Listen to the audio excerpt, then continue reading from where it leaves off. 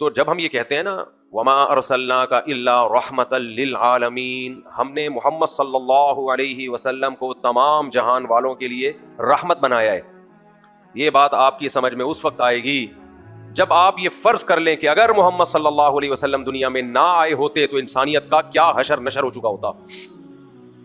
سمجھتے ہو کہ نہیں سمجھتے ہو؟ نہ آئے ہوتے تو کیا حشر ہوتا؟ بہت زیادہ ڈیپ میں نہیں جاتا، تھوڑی دیر کے لیے فرض کر لیں ہماری کیا حالت ہوتی، تھوڑی دیر کے لیے فرض کر لیں ہماری کیا حالت ہوتی۔ مجھے بتاؤ اس مجمع میں کوئی ایک فرد ہوتا جو شراب سے بچتا ہے؟ ساری دنیا میں سب شراب پیتے ہیں، میں اور آپ اگر نہیں پی رہے تو یہ کس کی محنت ہے؟ 1400 سال گزر گئے سید الانبیاء صلی اللہ علیہ وسلم، 1400 سال، اور آپ کی اتنی پاورفل موٹیویشن، جو شراب جو تمام برائیوں کی جڑ اور کتنی بدبو دار چیز ہے، شراب پی کے نشہ نہ بھی آتا نا، صرف اس شرابی کے چہرے پہ جو پھٹکار برس رہی ہوتی ہے وہی اس سے نفرت دلانے کے لیے کافی ہے کہ کوئی شریف آدمی یہ کام نہیں کرے گا۔ اس کی چہرے پہ پھٹکار دیکھا کرو، منہ سے جو رال ٹپک رہی ہوتی ہے اور اس کے قریب سے جو انتہائی غلیظ بدبو آ رہی ہوتی ہے۔ ہم نے پاکستان میں کبھی مجھے ایسی بدبو نہیں ملی تھی، باہر ملکوں میں جب سفر ہوا نا تو اتوار کی نائٹ کو کچھ لوگ لہرا رہے ہوتے ہیں، رقص و سرور کی محفلیں لگائی ہوئی ہوتی ہیں انہوں نے روڈوں پہ، وہاں تو بہت پڑھے لکھے لوگ بھی کر رہے ہوتے ہیں۔ ان شرابیوں کی رقص و سرور کی روڈ پہ محفلوں کو اور ان کی جو منہ سے بدبو ہے اس کو دیکھ کے پتہ چلتا ہے اے اللہ تیرا کتنا بڑا فضل ہے کہ تو نے سید الانبیاء صلی اللہ علیہ وسلم کو ہم میں بھیجا اور آپ نے اس کا مسلم سوسائٹی میں جڑ سے خاتمہ کر دیا۔ وما ارسلناک الا رحمۃ للعالمین، اگر سید الانبیاء صلی اللہ علیہ وسلم نہ ہوتے، ہم نماز پڑھتے آج جمعے کی نماز کے لیے، صرف ایک نماز کو دیکھ لو، خدا کی قسم دنیا میں کسی مذہب کے پاس اتنی خوبصورت عبادت نہیں ہے، کہیں نہیں ہے۔ یہ صرف نماز نہیں ہے، اس سے پہلے ہم 3 دفعہ دانت صاف کرتے ہیں، کلی کرتے ہیں، 3 دفعہ ناک صاف کرتے ہیں، 3 دفعہ چہرہ، اور جمعے کے دن غسل کرتے ہیں، گھروں کو پاک رکھتے ہیں، گھروں کو صاف رکھتے ہیں، کس کی وجہ سے؟ نماز کی وجہ سے۔ آپ کہہ سکتے ہو یہ تو غیر مسلم بھی کرتے ہیں، انگریز بھی کرتے ہیں، پہلی بات اس طرح نہیں کرتے جس طرح ہم کرتے ہیں۔ انٹیریئر کا معاملہ ان کا خطرناک ہے، باہر کی دنیا ان کی بہت حسین۔ صفائی جو سید الانبیاء صلی اللہ علیہ وسلم نے ہمیں سکھائی ہے وہ کہاں سے؟ سب سے پہلے انٹیریئر آپ کا۔ سمجھ رہے ہو کہ نہیں سمجھ رہے؟ آج بھی جو سید الانبیاء صلی اللہ علیہ وسلم کو فالو نہیں کرتے باہر سے صاف ہوں گے، اندر کا معاملہ کیا ہے؟ خراب۔ صفائی شروع پیٹ سے ہوتی ہے، کھاتے غلاظت ہے، خنزیر کا گوشت۔ ہو سکتا ہے کوئی غیر مسلم اس پہ ڈیبیٹ کرے خنزیر میں ناپاکی والی کون سی بات ہے؟ اچھا چلو، تم جو حلال گوشت کھاتے ہو جس کو ہم حلال کہتے ہیں وہ بھی بغیر ذبح کیے کھاتے ہو۔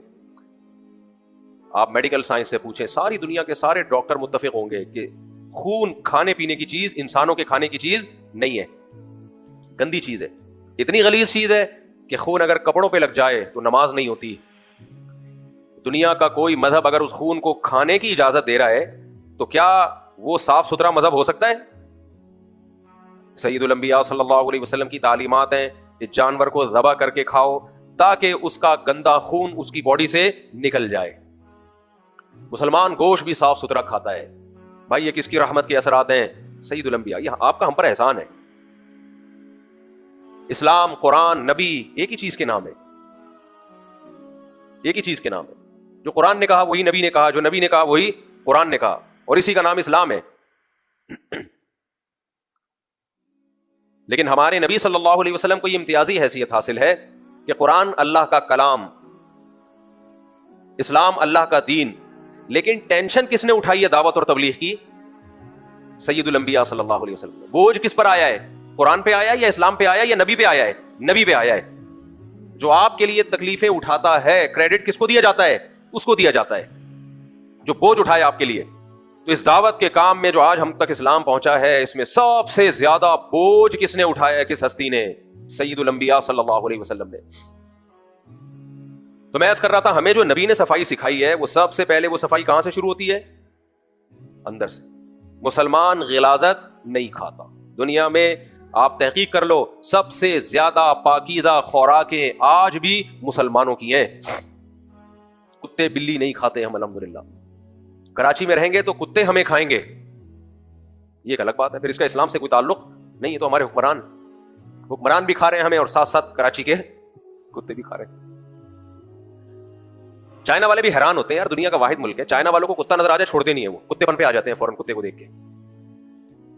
گلگت میں ایک آدھ کتے تھے، وہ ہمارے ایک دوست بیٹھے ہوئے تھے، میں چائے میں پی رہا تھا کسی ہوٹل میں، تو انہوں نے کہا مفتی صاحب یہ کتا نظر آ رہا ہے نا، کسی چائنیز کو یہ کتا نظر آ گیا نا تو پھر یہ کتا کسی اور کو کبھی قیامت تک کبھی نظر نہیں آئے گا، فوراً پکڑ لیتے ہیں. تو چائنا والے حیران ہوتے ہیں دنیا کا کیسا ملک ہے، ہم کتے کھاتے ہیں اور کتے ان کو کھاتے ہیں. خیر، آج ہماری خوراکیں پاکیزہ ہیں، اس کی وجہ کیا ہے؟ نبی صلی اللہ علیہ وسلم نے یہ بوجھ اٹھایا ہے. مشکلات کس نے برداشت کی ہیں؟ پیغمبر صلی اللہ علیہ وسلم. پوری قوم کے سامنے ڈٹ گئے، یہ نظام دے کے گئے ہمیں، یہ نظام دے. پھر یہ جو یورپین اقوام ہے نا، یہ تو 200-300 سال پرانی تاریخ ہے ان کی، جو ان میں صفائی ستھرائی آئی وہ بھی باہر کی ہے، اندر کی ابھی تک نہیں آئی. یہ 150-200 سال، زیادہ اس سے بھی پرانی نہیں ہے. اور ان کی کتابوں میں لکھا ہوا ہے کہ یہ نہانا دھونا اور یہ صفائی ہم نے کہاں سے سیکھی ہے؟ مسلمانوں سے سیکھی ہے. ہمارے ایک ریلیٹو مرچنٹ نیوی میں بہت ٹریولنگ تھی ان کی، کہتے ہیں گورے جو پڑھے لکھے تھے وہ بتاتے تھے کہ ہم نے نہانا مسلمانوں سے سیکھا ہے، ہمارے باپ داداؤں نے. پہلے جائیں آپ. تو میں نے آیت جو قرآن مجید کی پڑھی تھی، وما ارسلناک الا رحمۃ للعالمین، میرے بھائی نبی صلی اللہ علیہ وسلم کا ہم پر احسان کہ ہمیں صاف ستھرا، اگر سید الانبیاء دنیا میں نہ آتے تو آج ہم حلال کھاتے. اسلام نے ہمیں، نبی نے ہمیں بتایا. دیکھو حضرت جعفر طیار رضی اللہ تعالیٰ عنہ نے جب نجاشی کے سامنے تقریر کی نا، تو نجاشی نے پوچھا کہ تمہارے نبی نے تمہیں کیا سکھایا ہے؟ تو ہمارے نبی حضرت جعفر طیار نے کیا فرمایا؟ ہم مردار کھایا کرتے تھے، محمد صلی اللہ علیہ وسلم نے ہمیں بتایا کہ مردار مت کھاؤ. کتنی پاکیزہ تعلیمات. کیا مطلب مردار کھاتے تھے؟ عربوں میں عادت تھی، آج بھی وہ لوگ یہ کام کرتے ہیں. کچرے پہ بکری مری پڑی ہے، اسے لے جا کے کھال اتاری اور کھا گیا. جانور مرا پڑا ہوا ہے، آپ گھر لے گئے کھا لیا اس کو. کیا یہ چیز انسان پہ سوٹ کرتی ہے؟ قطعاً سوٹ نہیں کرتی. تو آج دنیا میں سب سے زیادہ پاکیزہ خوراکیں کس کی ہیں؟ مسلمانوں کی. یہ کس کا احسان ہے؟ سید الانبیاء کی. ٹھیک ہے، قرآن نے بیان کیا کہ حلال کھاؤ، لیکن اس بیان پہ جو مشکلات اٹھائی ہیں یہ کس نے اٹھائی ہیں؟ سید الانبیاء صلی اللہ علیہ وسلم نے. اتنی مشکلات اٹھائیں کہ سورہ طٰہٰ نازل ہوئی، ما انزلنا علیک القرآن لتشقیٰ. اے نبی صلی اللہ علیہ وسلم، ہم جو آپ پہ قرآن نازل کر رہے ہیں اس لیے نہیں تاکہ آپ مصیبت میں پڑ جائیں، کیونکہ آپ مشکلات میں پڑ رہے ہیں. ہماری نیت یہ نہیں ہے، یہ تو دعوت اور تبلیغ کا ایک جزو ہے کہ نصیحت جہاں بھی ہوگی وہاں مشکلات آئیں گی. تو سید الانبیاء صلی اللہ علیہ وسلم کا احسان ہے کہ وہ تمام مشکلات جھیل کے آپ نے ہمیں پاکیزہ خوراک کھانا سکھائی، اور ایسا موٹیویٹ کیا، ایسی پاورفل موٹیویشن. 1400 سال گزر گئے، مسلمان دنیا میں جہاں بھی ہوں، سب سے پاکیزہ خوراک دنیا میں کون کھاتا ہے؟ مسلمان کھاتے ہیں. آپ ان کے ہوٹلوں میں جائیں، ہوٹل کے قریب سے نہیں گزر سکتے. یہ تو ایک بڑا طویل ٹاپک ہے. دانتوں کی صفائی. غیر مسلموں میں دانت صاف کرنے کا رواج اب آیا ہے، اور ہزاروں ڈاکٹروں نے اس کا رواج ڈالا ہے. ایک ڈاکٹر کی رپورٹ پہ انہوں نے دانت صاف کرنا شروع نہیں کیے. جب میڈیکل سائنس نے یورپ میں ترقی کی ہے تو ڈاکٹروں نے کہا کہ بھائی دانت گندے ہوتے ہیں، جراثیم جاتے ہیں، یہ ہوتا ہے وہ ہوتا ہے. ورنہ آپ ان کے ماضی کے جو ان کے مشہور لوگ گزرے ہیں ان کی آپ سوانے پڑھیں، بہت سو میں دانت صاف کرنے کا رواج ہی نہیں تھا. پوری زندگیاں گزر جاتی تھی، ایک دفعہ بھی برش نہیں کرتے تھے. تو ان کے ڈاکٹروں نے مہم چلائی ہے، دانت صاف کرنا صحت کے لیے بہت ضروری. ہزاروں ڈاکٹروں نے مل کے تب ان میں دانت صاف کرنے کا رواج آیا ہے. اور ہم کیوں دانت صاف کرتے ہیں؟ بولو، کہ ہم نے میڈیکل سائنس میں ترقی کی ہے بہت زیادہ؟ نہ.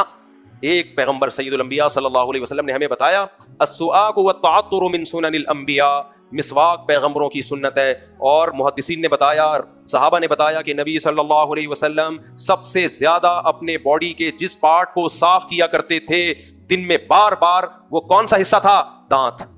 آپ صلی اللہ علیہ وسلم کے دانت اجلے ہوئے تھے. صحابی کہتے ہیں جب آپ صلی اللہ علیہ وسلم مسکراتے تھے تو ایسا لگتا تھا آپ کے ثنایا سے نور کی کرنیں نکل رہی ہیں. کوئی ڈینٹسٹ نہیں تھے اس وقت. آج کل تو ڈینٹسٹ پالیشن لگا کے سفید کر رہے ہوتے ہیں دانت کو.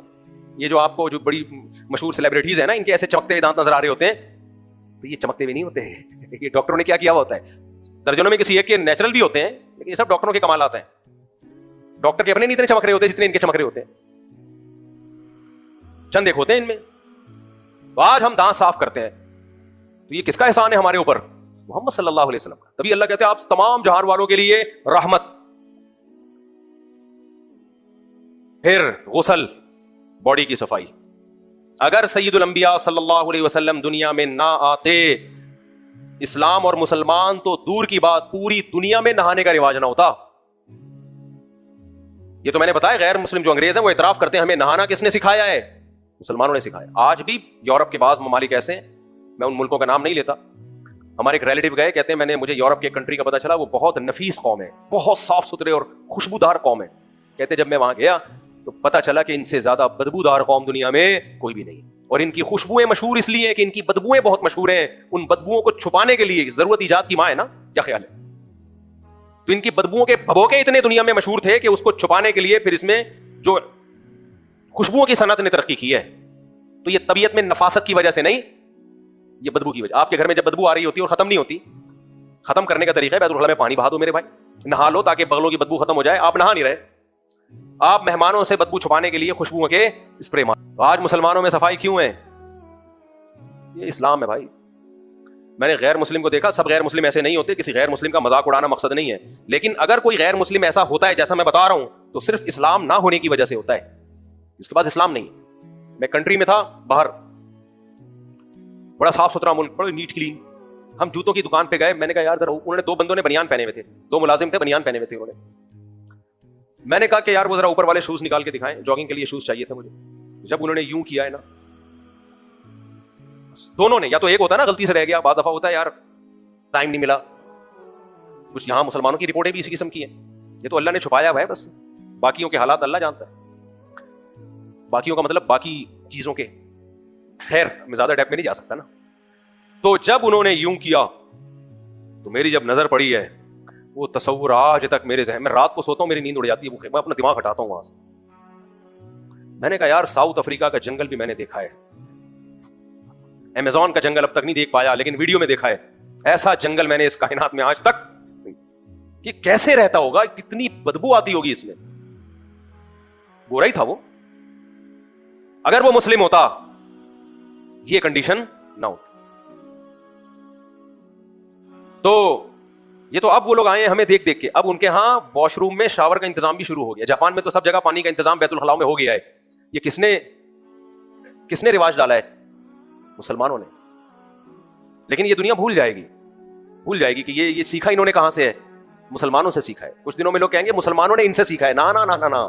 جب یہ رواج پڑ جائے گا نا تو ان کی کتابوں میں لکھا ہوگا مسلمان پانی استعمال نہیں کرتے تھے، انگریزوں سے سیکھا ہے، کیونکہ انگریز صاف ستھرے ہوتے ہیں. لیکن جو تاریخ دان ہیں وہ کیا کہیں گے کہ بیت الخلاء میں پانی کا استعمال غیر مسلموں نے کس سے سیکھا ہے؟ مسلمانوں سے سیکھا ہے.